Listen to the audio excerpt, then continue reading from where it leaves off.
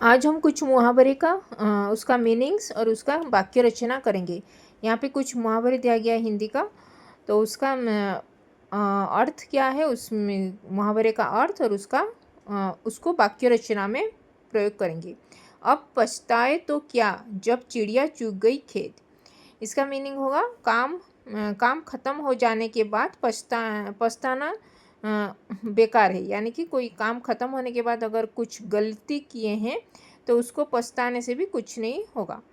तो पूरे वर्ष तो पढ़े नहीं, अब परीक्षा में फेल हो गए तो आंसू बहा रहे हो बेटा। अब पछताए हो तो क्या जब चिड़िया चुग गई खेत। यानी कि कोई लड़का पूरे साल भर पढ़ाई नहीं किया तो तभी वो परीक्षा में फेल हो गया तो उसके पेरेंट्स बोल रहे हैं कि अभी पछताने से क्या होगा जब चिड़िया चुग गई खेत। यानी कि जब कम ये हो चुका है लेकिन तुम वो परीक्षा में अच्छी ठीक से पहले से नहीं पढ़े थे, इसीलिए परीक्षा में फेल हो गए। लेकिन अभी पछताने से भी कुछ नहीं होगा, क्योंकि काम ख़त्म होने के बाद जो पछताना होता है, यानी कि परीक्षा ख़त्म हो गया, अभी पछताने से भी कुछ फ़ायदा नहीं, तुम फेल हो चुके हो, वही है उसका मीनिंग्स। अब पछताए तो क्या जब चिड़िया चुग गई खेत।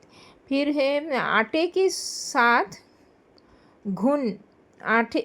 साथ धुन भी पिस जाता है। यानी कि अपराधी के साथ निर्दोष भी दंड भुगतता है। जो अपराधी होता है उसके साथ निर्दोष व्यक्ति भी उसको दंड भुगतना पड़ता है। तो उसका वाक्य रचना है, इलाके में दंगा तो गुंडे ने मचाया लेकिन पुलिस दुकानदारों को भी पकड़ कर ले गई। इसे कहते हैं आटे के साथ धुन भी पिस जाता है। आगे नाथ न पीछे पगहा। तो इसका मीनिंग है जिम्मेदारी का न होना। यानी कि पिता के देहांत के बाद रोहन बिल्कुल स्वतंत्र हो गया है, आगे नाथ न पीछे पगहा। धोबी का कुत्ता न घर का न घाट का, कहीं का ना रहना। बार बार दल बदल करने वाले नेता की स्थिति धोबी के कुत्ते जैसी होती है, वह ना घर का ना घाट का रह जाता है। यानी कि धोबी का कुत्ता ना घर का ना घाट का, यानी कि कहीं का भी नहीं रहना, इधर का भी नहीं कि उधर का भी नहीं।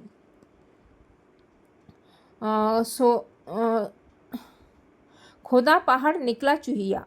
यानी कि अधिक परिश्रम करके कम लाभ होना। ज़्यादा परिश्रम कर रहे हो लेकिन उसका उस हिसाब से परिणाम नहीं मिल रहा है, लाभ कम हो रहा है। सारा दिन परिश्रम करने के बाद भी कुछ नहीं मिला, जैसे खोदा पहाड़ निकला चूहिया। आ बेल मुझे मार, यानी कि जानबूझकर मुसीबत में लेना। बेटे के जन्मदिन पर पहले सबको बुला लिया, अब खर्चे का रोता है। तो सच है कि आ बेल मुझे मार, यानी कि जानबूझकर मुसीबत लेना को बोलते हैं आ बेल मुझे मार। नाच न जाने आंगन टेढ़ा, यानी कि काम तो आता नहीं लेकिन दूसरों में दोष निकालना। खुद को कुछ नहीं आता है लेकिन दूसरों को दोष निकालना, उसको बोलते हैं नाच न जाने आंगन टेढ़ा। काम करना तो आता नहीं, कहते हैं कि औजार खराब है, इसे कहते हैं नाच न जाने आंगन टेढ़ा। उल्टा चोर कोतवाल को डांटे, यानी कि अपराधी निरपराध पर दोष लगाए। मतलब जो अपराधी कोई दोषी निर्दोष को दोष लगाना। एक तो राजा ने पुस्तक फाड़ दी, ऊपर से उसे ही दोष दे रहा है कि इसे कहते हैं उल्टा चोर कोतवाल को डांटे। तो एक तो राजा ने पुस्तक फाड़ दी, ऊपर से उसे ही दोष दे रहा है, मतलब पुस्तक को ही दोष दे रहा है कि इसको कहते हैं उल्टा चोर कोतवाल को डांटे। तो ये था उल्टा चोर कोतवाल को डांटे, यानी कि अपराधी निरपराध पर दोष लगाए। नाच न जाने आंगन टेढ़ा, यानी कि काम तो आता नहीं फिर दूसरों में दोष निकालना। आबेल मुझे मार, यानी कि जानबूझकर मुसीबत में मोल लेना, उसको बोलते हैं आबेल मुझे मार। खोदा पहाड़ निकला चूहिया, अधिक परिश्रम करके कम लाभ होना। धोबी का कुत्ता न घर का न घाट का, कहीं का न रहना, आगे नाथ न पीछे पगड़ा, यानी कि जिम्मेदारी का ना होना। आटे के साथ धुन भी पीस जाता है, अपराधी के साथ निर्दोष भी दंड भुगतता है। अब पछताए तो क्या जब चिड़िया चुग गई खेत, यानी कि काम खत्म हो जाने के बाद पछताना बेकार है। तो ये था कुछ हिंदी के कुछ मुहावरे, उसका अर्थ, मुहावरे का अर्थ और उसका मीनिंग्स, यानी कि उसका अर्थ और उसका जो वाक्य रचना, मेक सेंटेंस।